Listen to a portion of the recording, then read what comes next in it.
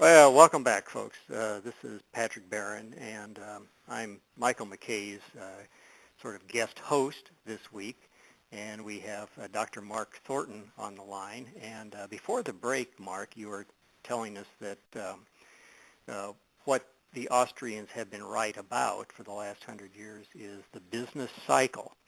And I wondered, just for our listeners' sake, if you could go over just a couple points that I'd like to have you clarify for them. Number one is, when you say business cycle, what do you really mean? What is cycling?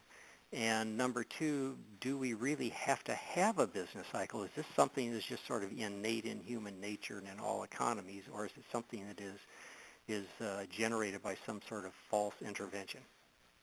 That's a great question, Patrick. The business cycle is the great mystery as far as the economy is concerned, from top to bottom.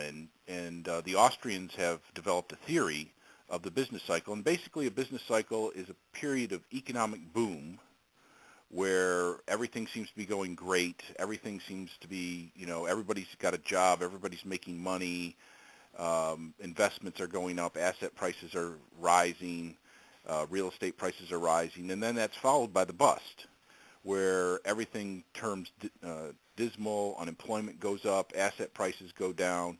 And so that's essentially the cycle of boom, where prices are rising and everybody's having a good time, everybody's making money, and then the bust when everything falls apart.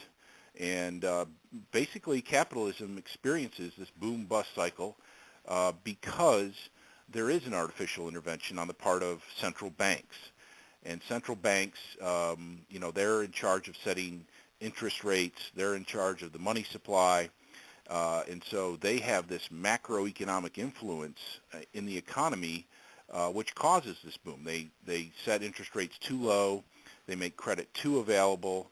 It's too easy. It has to go to somebody. And so it goes to borrowers who have poor economic status, and they're undertaking investments in the economy.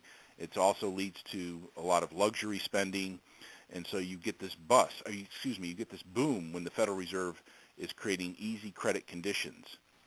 But eventually, Can I go back a second with you? This is Michael, and I want to ask you to clarify one point, because you brought up an interesting thing when you mentioned that the business cycle is kind of a mystery in economics.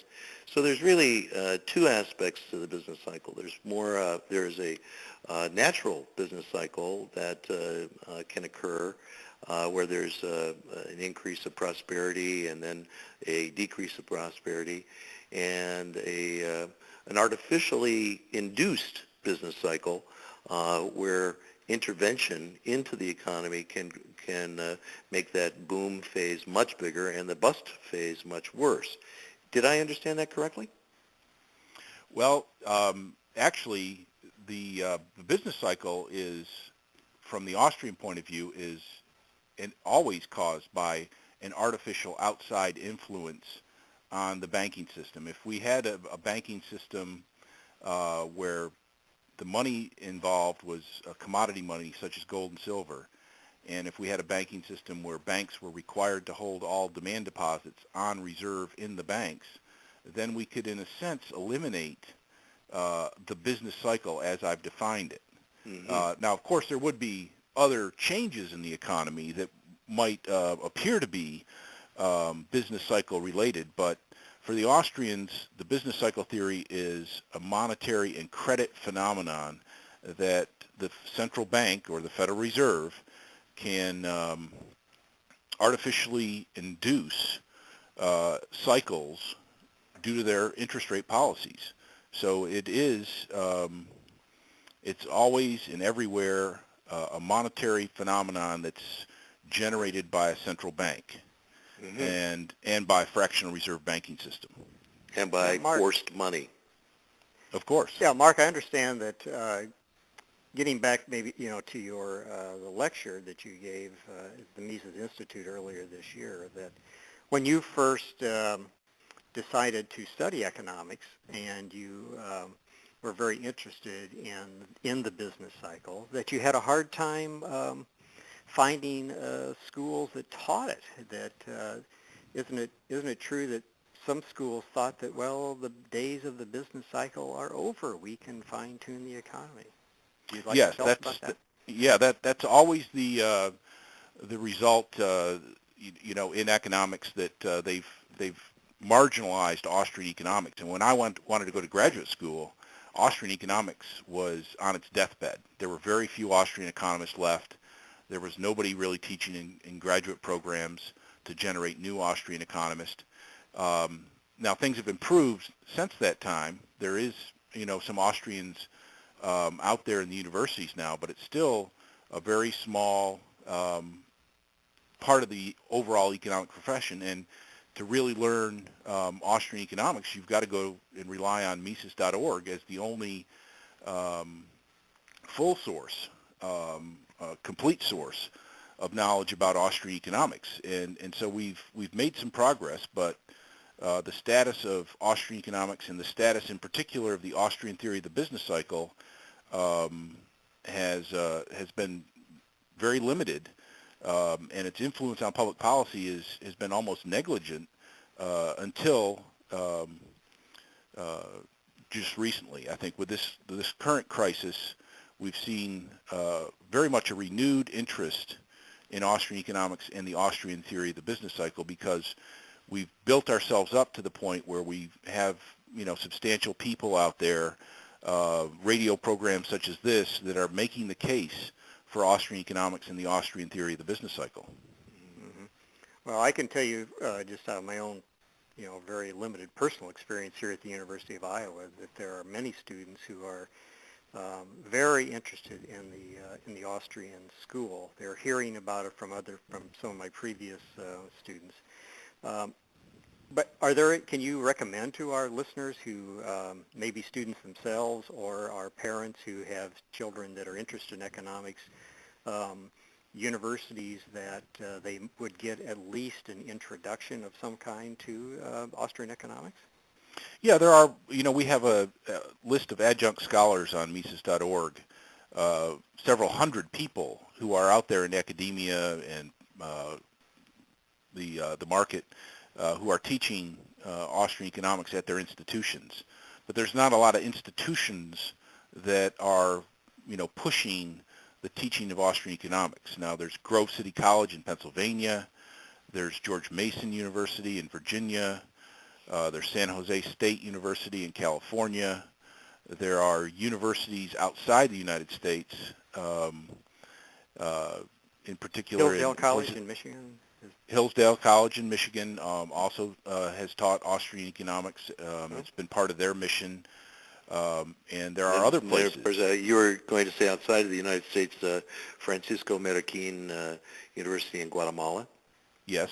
And in Spain and France, there are places, and of course the Austrian economists, they don't necessarily stay at the same job throughout their entire career. So the places where Austrians are teaching changes, but the good news is that the number of Austrians teaching at universities has been increasing, and I think the interest that Patrick referred to earlier on the part of students.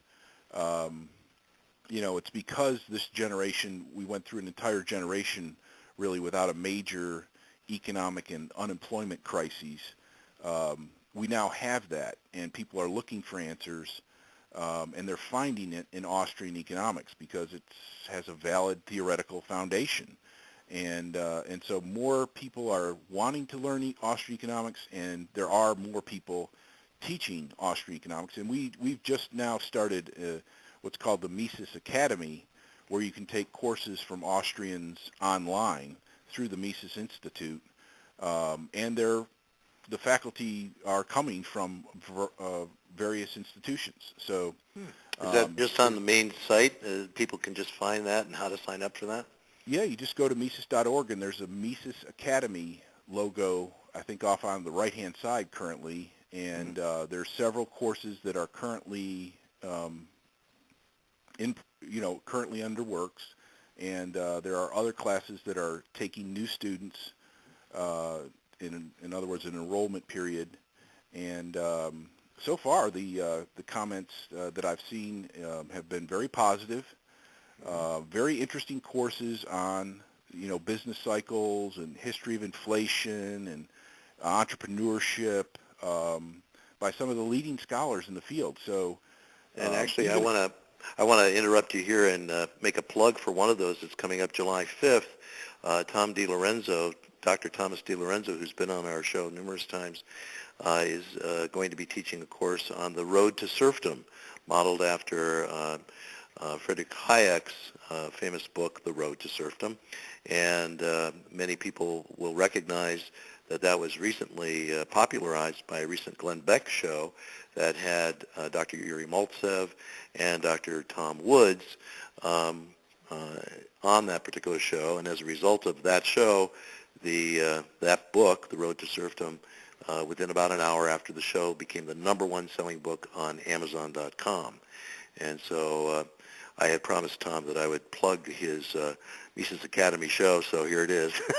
Yeah, and Tom's a great teacher. He's incredibly knowledgeable, and he has this propensity to let you know not only what he's teaching you, but what other people have written about on the subject. And so you get a deep knowledge of the material. It's very invigorating, his presentation, and it's also, he just has this propensity to give you references to other work so you can follow up and you can see where he's coming from. And, well, I'm very interested in actually talking about that a little bit more, but we're going to have to take another break, folks, so please stay with us. This is Radio Free Market. We're talking with Dr. Mark Thornton on the boom and the bust cycle. When we come back, we're going to be talking what's worse, the bust or the boom. Stay with us. We'll be right back.